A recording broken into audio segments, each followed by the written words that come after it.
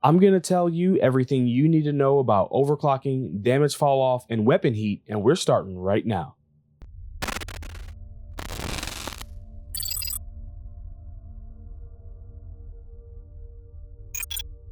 Thank you so much to all the support from patrons, channel members, and Twitch subscribers that make this possible. Welcome to A Star Citizen's Guide to the Galaxy. In today's guide, we're going to be clearing up some common misconceptions about how weapons work in Star Citizen. The topics are weapon heat, damage drop-off, and overclocking versus overpowering versus stock. Let's just get right into this one. Alright, we'll start off with the most simple topic, and that's damage drop-off. Most weapons in Star Citizen don't have a drop-off. They do the same amount of damage at 0 meters as whatever their max range is. However, there are some weapons that do. The most popular ones are attritions and neutron repeaters. We'll be demonstrating this with attritions today on an MSR with its shields down. First, we'll be at point blank range. The starting health of the MSR is at 96%. After firing the shot, we've got 95.66. So that shot caused 0.34% damage. Let's do the same in 300 meters. Check fire. That's 0.34% as well. Now at 500 meters. Check fire. That's 0.19%. 700 meters. Check. 0.10%. 1,000 meters. Check fire. 0.06. At 2,000 meters, we get 0.07, but the difference here between 0.06 is just rounding. The HUD just doesn't show enough decimal places. Now for the 2,100 meter range of the attrition 3s. Check fire. 0.06 again. And for science, let's go over the attrition's max range. Obviously, that did no damage. So it's very important to know your weapon range, folks, because outside of it, you do 0 damage.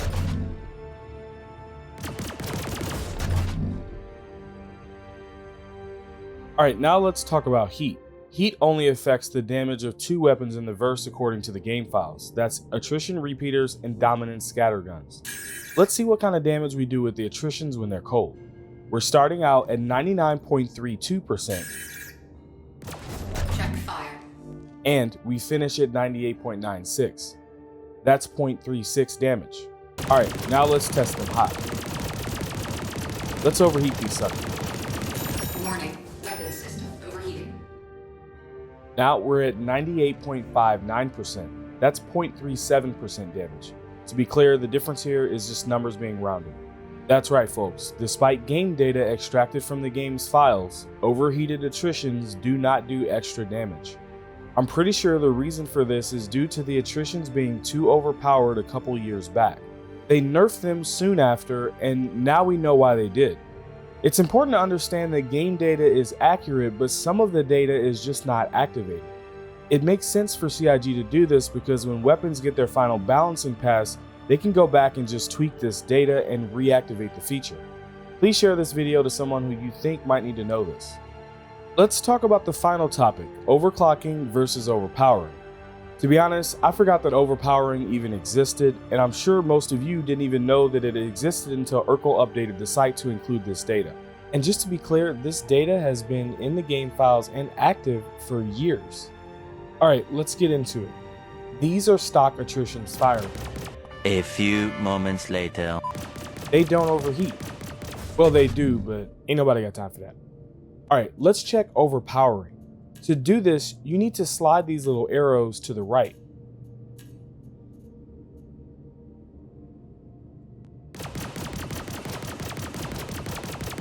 As you can see, we're firing a little bit faster. That's great.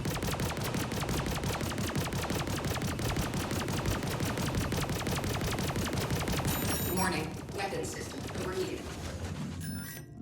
Now let's try overclocking.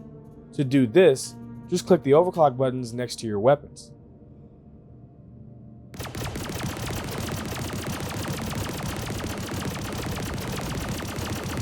Warning. Weapon system overheating. As you can see, we fired significantly faster, but overheated faster as well. By the way, if you're thinking about doing both overclocking and overpowering, you can. Overclocking overrides overpowering.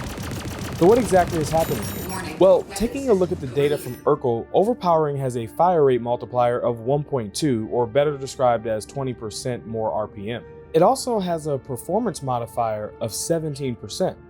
Let's demonstrate this. We have a new MSR here, and it's not yet been overclocked. Check fire.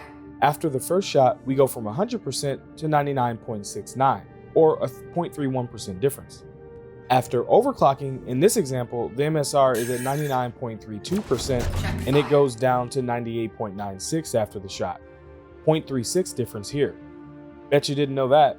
I sure didn't. For overclocking, the multiplier is 1.5 or 50%, with an 18% damage buff. Of course, this is at the cost of a 3-second recovery time for both overclocking and overpower. So what should you choose? For me, it's a no-brainer. To prove my feelings, I did some Excel calculations.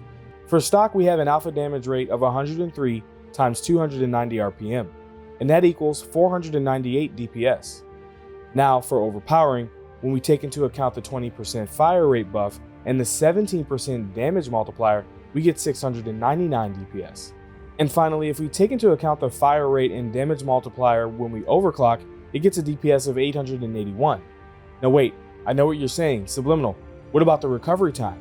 Well, I factored that in too. Stock attritions don't overheat within 1 minute, so it's just the same. As for overpower, we spend about 20% of our time waiting for recovery, so that brings us down to 582. And lastly, we have overclocking, and when you factor in the recovery time, it's a DPS of 617. Before I get to my conclusions for the attritions, I want to make sure my message isn't getting skewed. Not every weapon should be overclocked. Some examples I've seen so far are that C788s have a fire rate multiplier, but it doesn't seem to be activated in game. So for those specifically, I would actually overpower them, because they actually have a hefty damage multiplier. However, I haven't actually tested to see if the damage multiplier is active in game. Also, CF447s fire for about 3 seconds and have to then recover for 3 seconds. This is not okay. The good news is I have decided that there is enough testing to do a buyer's guide for weapons. I think there's a lot of game data flying around out there that might not actually be functional in the game, and it needs to be cleared up, so stay tuned for that. Now, this testing was kind of in a vacuum. It doesn't completely replicate an actual battle. One important thing we're missing here is that you don't have to hold the trigger down until the weapons overheat. If you are overclocking and doing that, you're not doing it right. What you should be doing is practicing your trigger discipline. By this I mean don't start firing and then get on target, or even worse, just spraying and praying. Instead, only fire once you're on target. You should anticipate your target's trajectory, line up your shot, and fire as you get on target. Now, inevitably, you will get off target, especially if your target is small. When you do, stop firing. For larger targets, do the same. And if you overheat, use that time to perform a maneuver to evade or line up your next shot. In some instances, the heat saved during this will make it so that you don't even overheat, even when overclocked. So in conclusion, if you're not overclocking, you may not be taking full advantage of your weapons. As for overpowering, I think there is a place for it.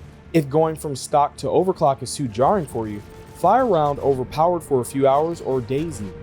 Once you're used to that, take off the training wheels and unlock your full damage potential.